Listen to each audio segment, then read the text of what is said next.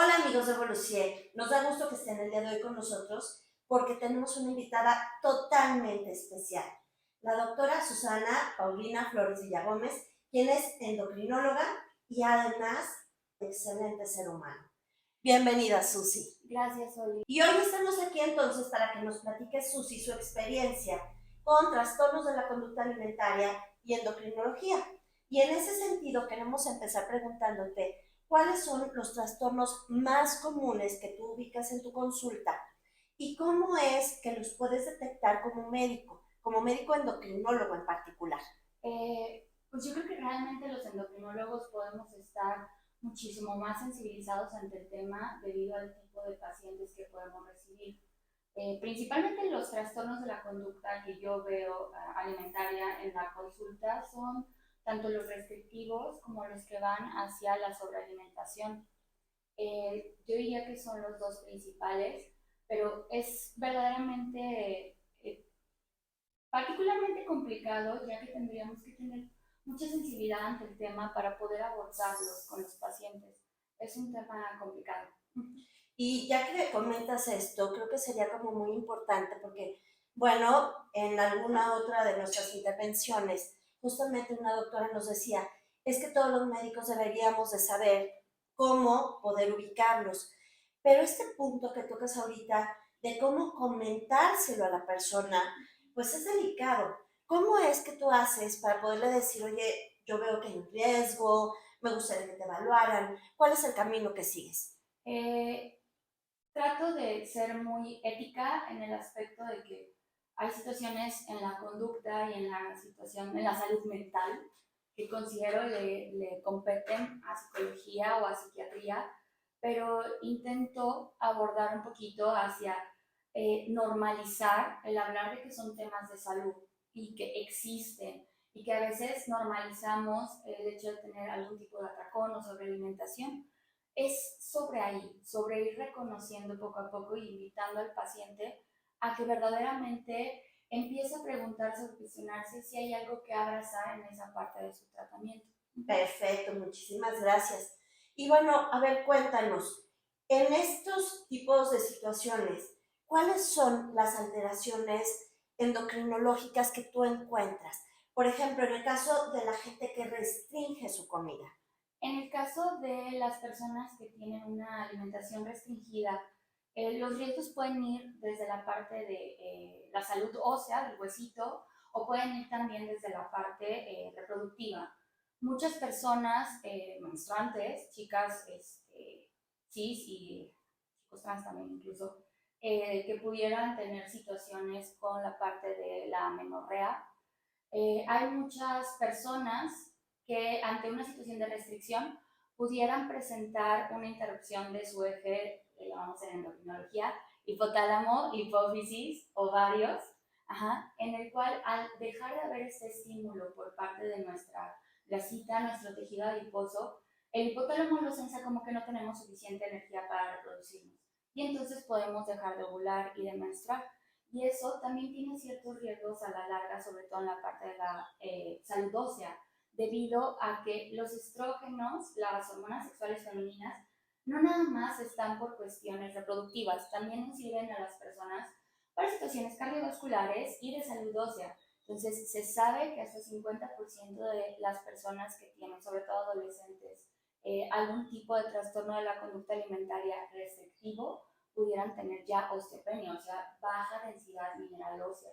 Y eso es bien importante porque es en la edad temprana donde fomentamos este hueso fuerte y estas personas pudieran ya estar llegando a una etapa adulta con un hueso muy débil. Y yo creo que aquí quisiera pedirte también que nos hagas favor de comentarnos qué pasa con la vitamina D, porque si de por sí la población mexicana es deficiente en vitamina D, ¿qué ocurre entonces? ¿Hay un efecto como aditivo, sinérgico? Hay que dar un poco más de hincapié en este tipo de situaciones. Con la vitamina D es un tema particular, ya que es variable realmente. Sí, sí se sabe que gran parte de la población mexicana pudiéramos tener deficiencia. Se pensaría que incluso más la parte de la población que tendiera a tener un tejido adiposo un poquito poquito más abundante, pudiera tener justo este tipo de deficiencias por las alteraciones que hay en la hidroxilación, en la transformación de la vitamina D. Pero hoy es un tema particular porque depende de muchas cosas. Realmente tendríamos que medirla antes de andar suplementando. Sí, yo creo que eso es bien importante y además quiero comentar que una vez que se suplementa, también vale la pena hacer mediciones cada determinado tiempo y no dejarla indeterminadamente, porque también hay un efecto, ¿cierto? Cuando se pasa a niveles tóxicos. Es correcto. Tendríamos que tener en cuenta que hay toxicidad por vitamina D, que es realmente muy complicada, pero sí lo he visto. Y justamente por suplementación que no está bien guiada por profesionales. Muchas gracias, Susi. ¿Qué pasa entonces con los trastornos endocrinológicos cuando hay sobreingesta?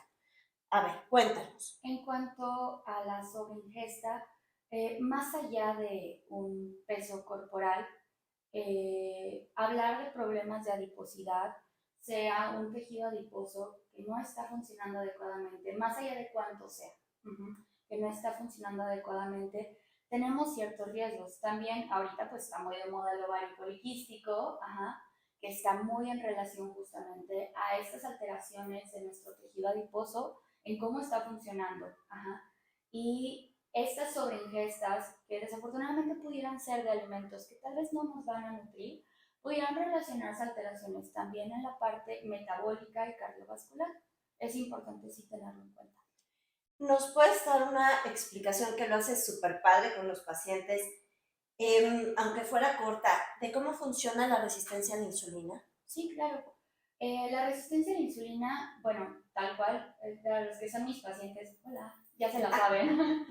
Bueno, la resistencia a la insulina, cuando nosotros comemos carbohidratos, que son todos los alimentos que para nuestra sangre significan glucosa, pues el azúcar, la glucosa de la sangre se va a elevar. Esa glucosa en la sangre, digamos que solo se está transportando. Donde tiene que estar, pues es al interior de nuestras células, donde sí habría la maquinaria necesaria para que se transforme en energía. Para que la glucosa lograra pasar de la sangre al interior de la célula, la insulina es tal cual la hormona que produce nuestro páncreas, un órgano que tenemos en la pancita hasta atrás.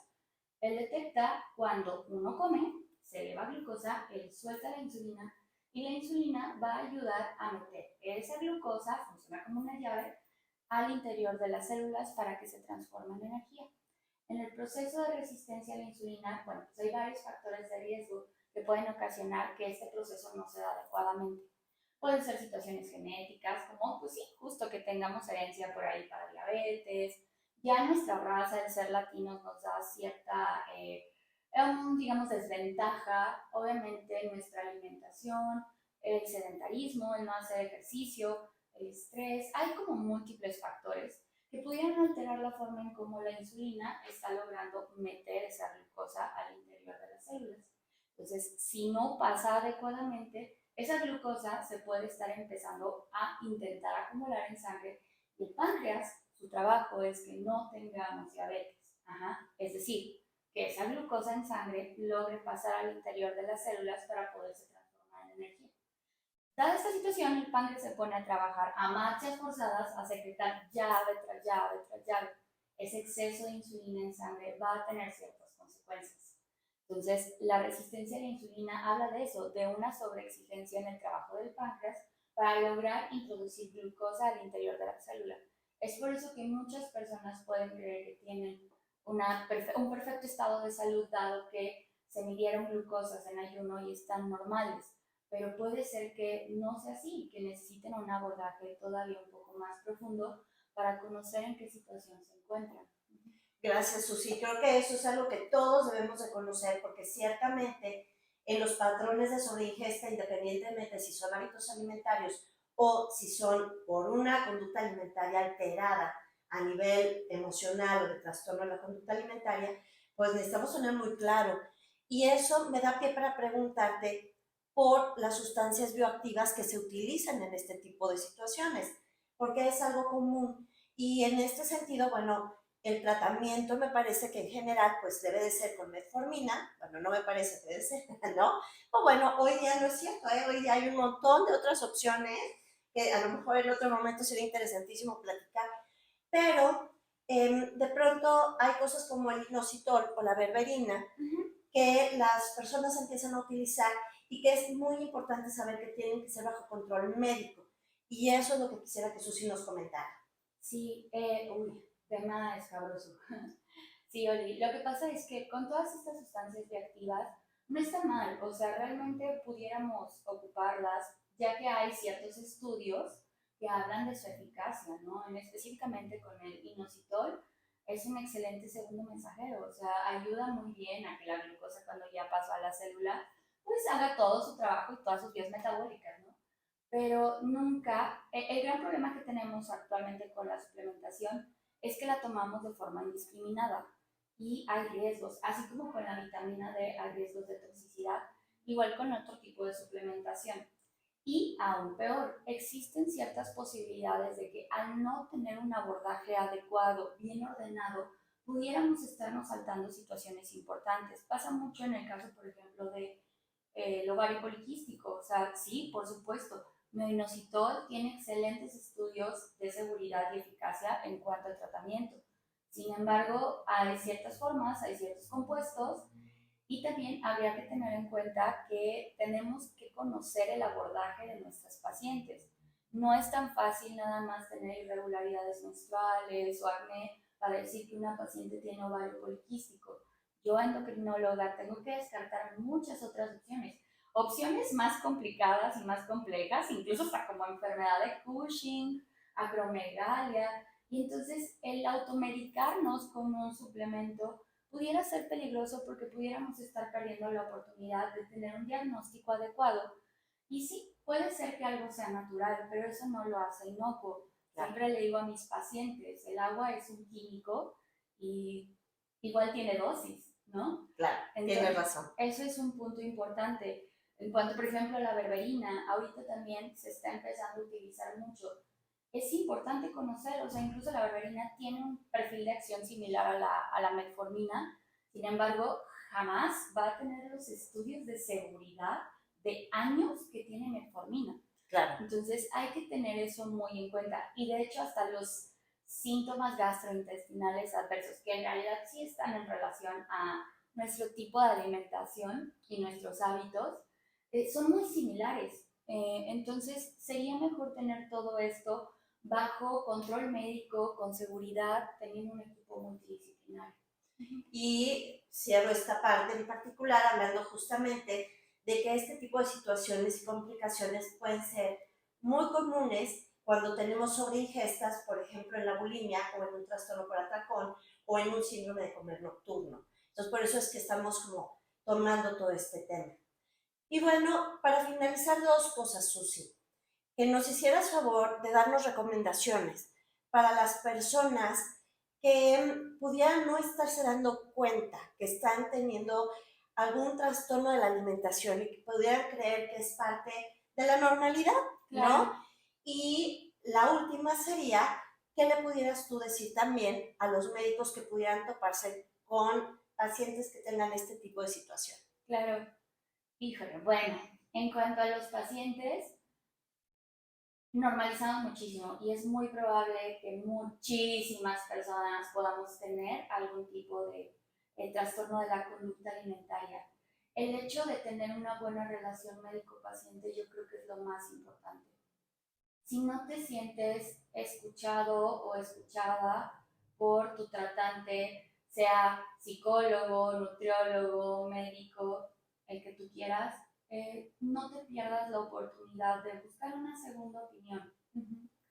Pero siempre abiertos a esta información, que qué bueno que cada vez tengamos más información de profesionales en redes sociales para podernos orientar en esa parte. Mi recomendación principal sería acércate a los profesionales adecuados y en dado caso que no hagas match, que no hagas clic, busca una segunda opinión, pero no lo dejes pasar.